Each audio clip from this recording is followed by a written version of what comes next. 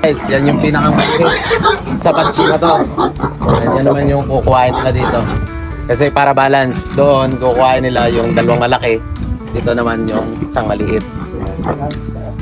Dito kukuhain nila yung pinakamaliit sa batch na. Tingnan natin.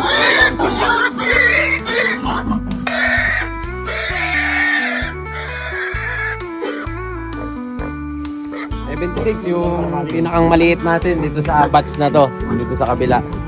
Yan. Mas bata yung mga yon kaysa dito sa malalaki natin.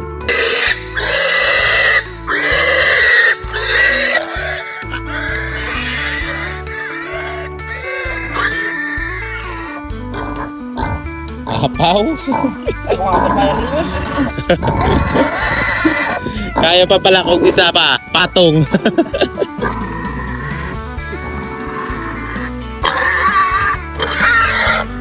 Yan, 76, 113, 130. Ngayon naman po, magtitimpla tayo ng disinfectant, ang ANK Envirolite Hypochlorous Acid.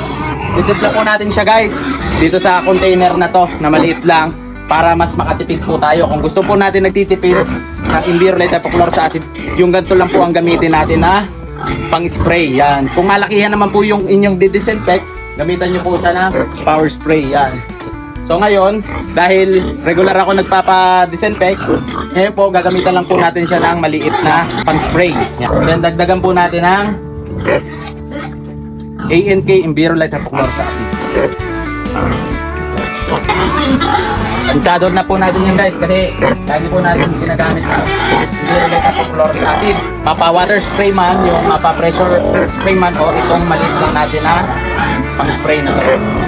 Tapo, start na po tayo. Tulad nga po ng sabi ng veterinarian si Doc Joshua Hoson, ay huwag tayo magpakampante, dahil pag tayo po ay nagpakampante, nakasalang-alang po dito ang ating puhunan at ang ating mga alagang baboy. And kaya guys, gumamit ka na ng Envirolite Hypochlorous Acid para protektado ang ating puhunan tulad ng mga baboy at para sigurado ang kita.